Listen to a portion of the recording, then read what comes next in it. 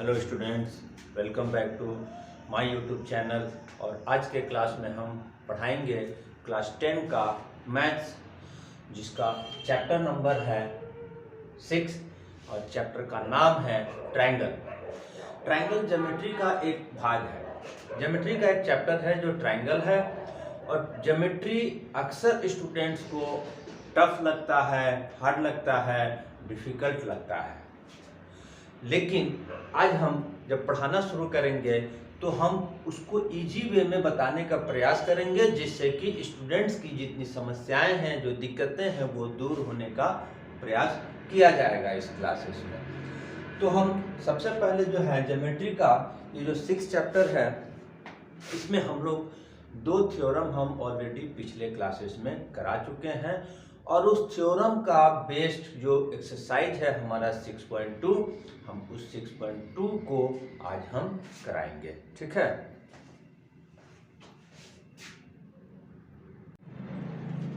तो इसी के साथ हम एक्सरसाइज 6.2 जब हम स्टार्ट करेंगे तो थोड़ा सा हम जो रूल्स है, जो थ्योरम जो हम प्रूफ किए हैं, क्योंकि थ्योरम भी एक क्वेश्चन आता है 4 मार्क्स में। ठीक है।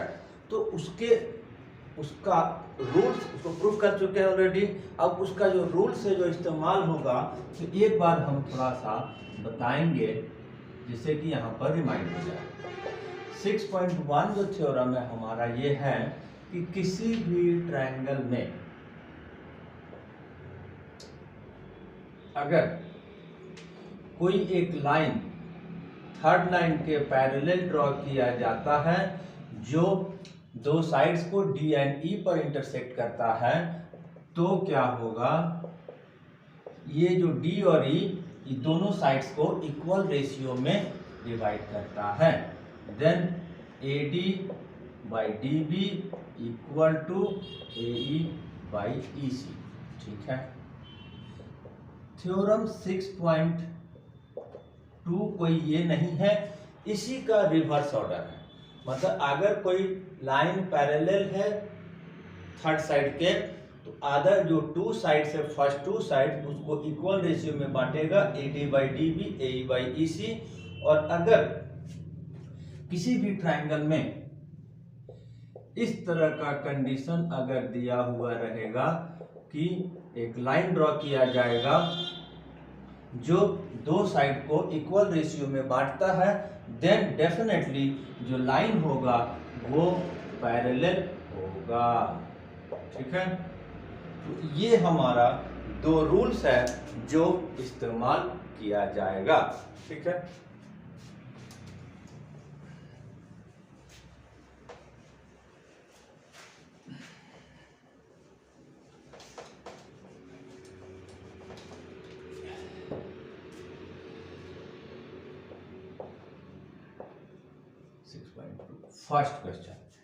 फर्स्ट क्वेश्चन में हमारे पास एक डायग्राम दिया हुआ है, जिसमें ट्रायंगल ABC ड्रॉ किया गया है और DE parallel to BC draw किया गया है। ठीक है। एक ये हमारा ट्रायंगल है ABC, ये साइड्स है हमारा DE, और ये DE इस तरह से है कि ये पैरेलल है in triangle ABC। DE parallel to BC दिया हुआ है, और इसमें से कुछ हमको लेंथ दिया हुआ है। क्या दिया हुआ है? इसकी वैल्यू 1.5 सेंटीमीटर, राइट। DB की वैल्यू हमारे पास 3 सेंटीमीटर। ठीक है।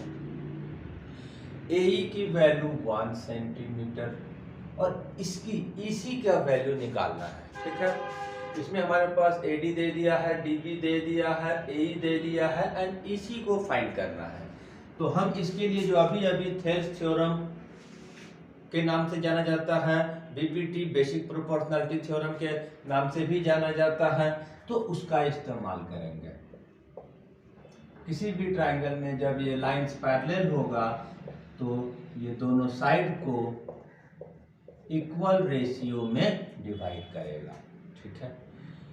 फॉर्मूला लगा दिए और उसमें अब जब हम वैल्यू पुट करेंगे तो AD का वैल्यू क्या है 1.5, DB की वैल्यू क्या है 3, AE का वैल्यू 1 एंड EC का वैल्यू निकालना है। अब यहाँ पर हम इसको क्रॉस मल्टीप्लाई करेंगे पहले और उसको EC के लिए सॉल्व कर देंगे। 1.5 EC से मल्टीप्लाई होगा 1 into 3 EC इक्वल टू 1.3 और ये 1.5। सबसे पहले डेसिमल को हटाएंगे और सॉल्व करेंगे तो क्या आया 5 3 जा 15,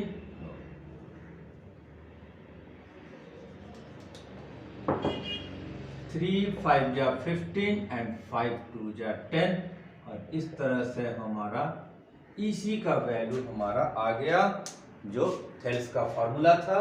फॉर्मूले को लगाए, जिसकी जो वैल्यू दिया हुआ है उसको हम पुट किए और इसके बाद सॉल्व किए। हमारा रिक्वायर्ड जो EC की वैल्यू निकालना था वो निकल गया।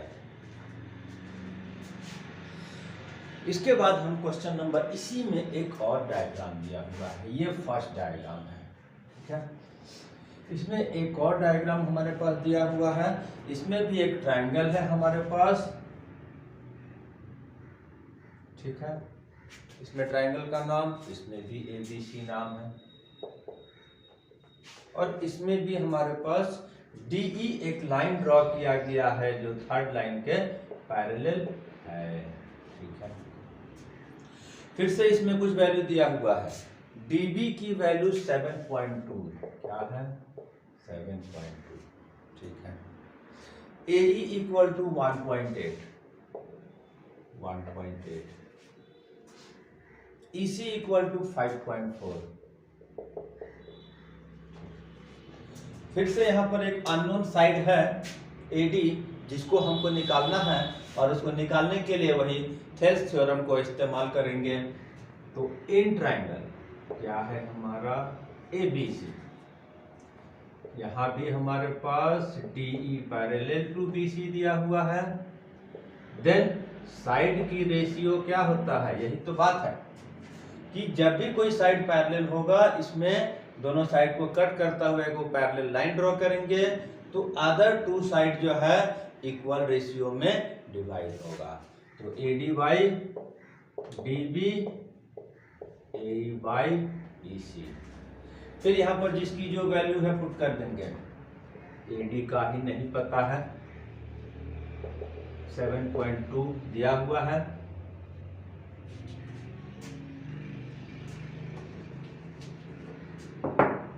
इक्वल टू AE 1.8 और EC 5.4, ठीक है। अब यहाँ पर से अब हम इसको सॉल्व करेंगे तो सॉल्व करने के लिए AD को लेफ्ट में रखकर 7.2 को हम राइट भेज देंगे। तो 7.2 कहाँ जाएगा, ऊपर मल्टीप्लाई होगा 5.4, ठीक है। अब हम इसका डेसिमल को रिमूव करेंगे और सॉल्व कर देंगे। पॉइंट हटाए नीचे 10, पॉइंट हटाए नीचे 10, नीचे से पॉइंट हटाएंगे ऊपर 10 लगेगा। अब इसको काट कर सॉल्व कर देंगे। 10 और 10 कट गया, 18 3 जा 54 कट गया, 3 से 24 कट गया। अब हमारा ऊपर में बच गया है 24, नीचे बच गया है 10 और ये हमारा आंसर हो गया, ठीक है। इस तरह से अब क्वेश्चन नंबर 1 का दोनों जो सेक्शन है वो हम सॉल्व कर दिए। अब हम इसके बाद क्वेश्चन नंबर 2 को बनाएंगे।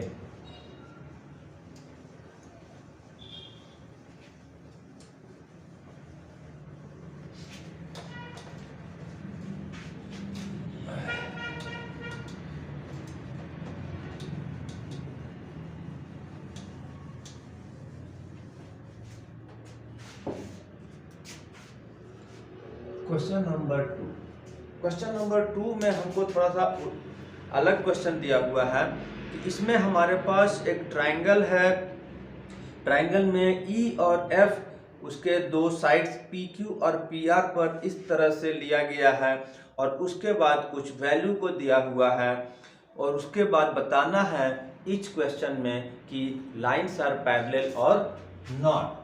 जैसे कि यहाँ पर एक हमारे पास पी क्यू आर ट्रायंगल दिया हुआ है, ठीक है,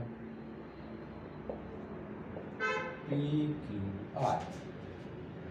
इसमें हमारे पास एक लाइन ई और एक पॉइंट ई और एफ पी पर, ई पर ई पी क्यू पर लिया गया है और एफ इस पर लिया गया है, इन दोनों को ज्वाइन कर दिया गया है और कुछ डिटेल्स हमको हर क्वेश्चन में दिया हुआ है और प्रत्येक क्वेश्चन में चेक करके बताना है कि E F Q R parallel है कि नहीं है, ठीक है। तो सबसे फर्स्ट क्वेश्चन में अगर हम डिटेल्स को देखते हैं तो क्या है, पी ई इक्वल टू 3.9,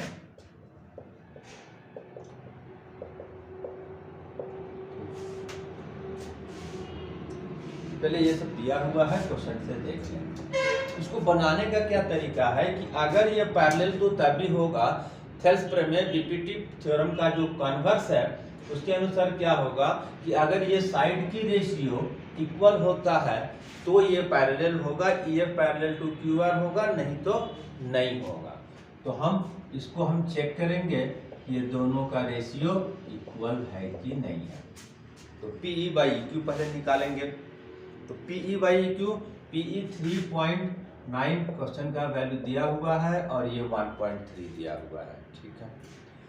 इसको थोड़ा सॉल्व करेंगे तो इधर का नीचे जाएगा 10, नीचे से रिमूव करेंगे ऊपर 10 जाएगा, ये कट गया और 13 3 जा तो 3/1 आ गया, मान लेते हैं।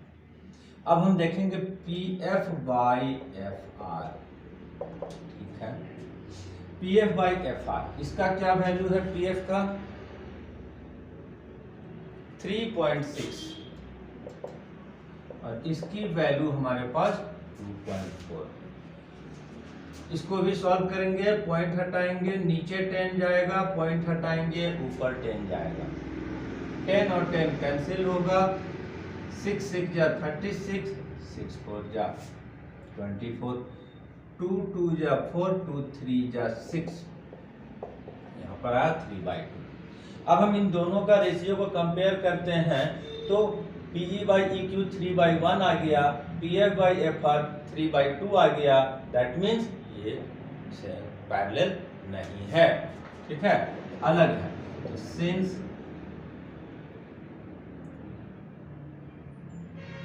P E by E Q not equal to P F by F R, therefore E F is not parallel to Q R, therefore EF is not parallel to QR। तो हो गया। कभी भी इस तरह का क्वेश्चन अगर देगा, साइड्स वगैरह का लेंथ दिया हुआ रहेगा तो हम दोनों साइड का रेशियो को अलग अलग फाइंड करेंगे और देखेंगे कंपेयर करके कि अगर वो इक्वल आता है तो लाइन्स आर पैरेलल होगा, नहीं तो नहीं होगा। इसका सेकंड क्वेश्चन में भी हमको यही बताना है। डायग्राम इसी तरह का है, वैल्यू चेंज है, तो फिर हम यहाँ पर पीई बाई ई क्यू निकालेंगे। पीई 4 सेंटीमीटर है और EQ के बदले QE का वैल्यू दिया हुआ है तो बात सेम होता है, हम EQ लिखे QE लिखे बात सेम है, तो इसका वैल्यू 4.5 दिया हुआ है।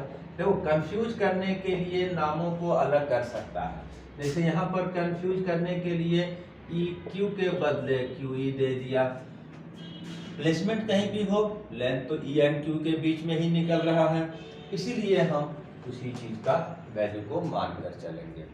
सॉल्व करेंगे, नीचे से डेसिमल हटेगा, ऊपर 10 लगेगा, 5 2 जा 10, 5 9 जा 45, कितना आ गया 8/9।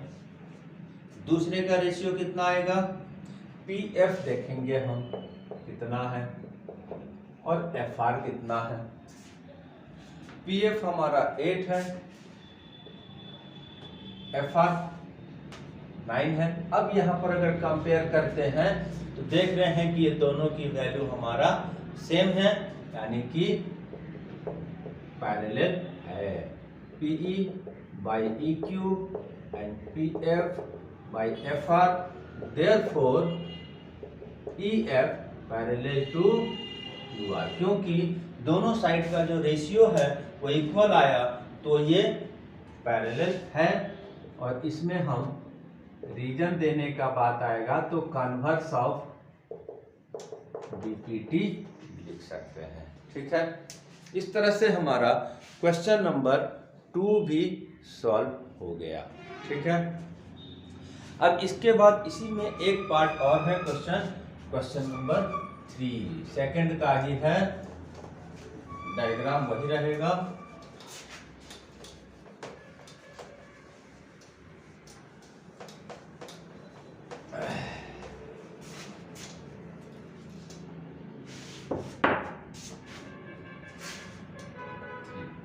डायग्राम वही रहेगा। एक ट्रायंगल है PQR,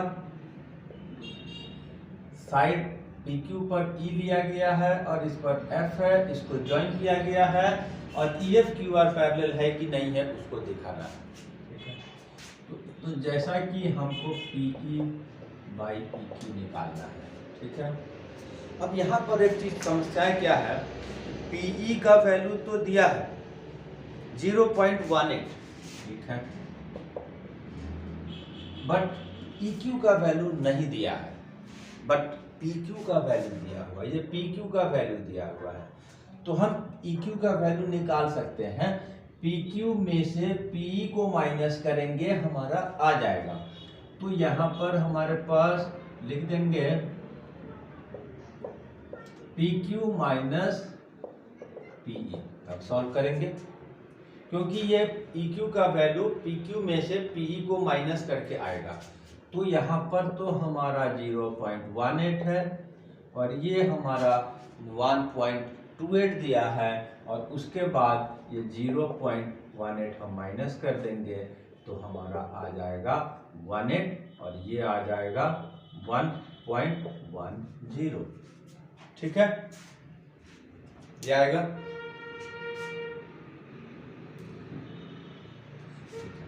अब इसके बाद हम इसको सॉल्व करेंगे। डेसिमल हटाएंगे 10 नीचे आएगा, डेसिमल हटाएंगे ऊपर में 10 जाएगा। ये दोनों 10 कैंसिल हो गया, 2 से 9 आया, 2 से 55 आया, हमारा एक रेशियो आ गया 9/55। ठीक है,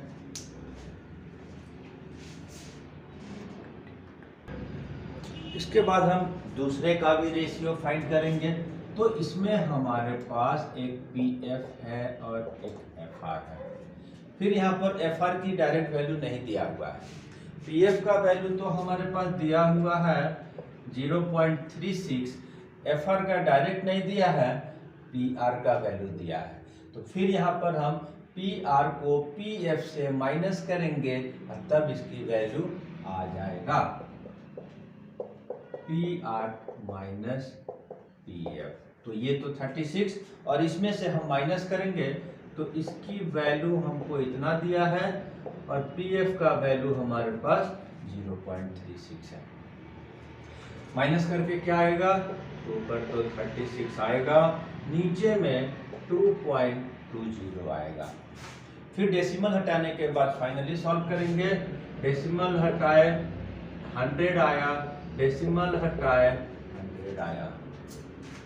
ठीक है, इसमें भी 100 आएगा और ये कटेगा पूरा का पूरा। ठीक है, इसमें हमारे पास ये 100 कट गया, 2 से 18, 2 से 110, 2 से 9, 2 से 55, 9/55।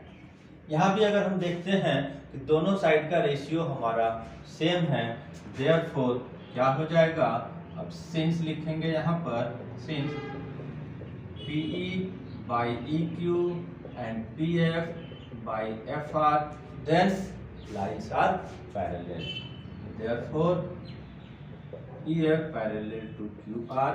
ये भी हमारा प्रूफ हो गया। ठीक है, इस तरह से हमारा क्वेश्चन नंबर 1 और 2 सॉल्व हो गया। नेक्स्ट क्वेश्चन नेक्स्ट क्लासेस में, तब तक के लिए थैंक यू, धन्यवाद।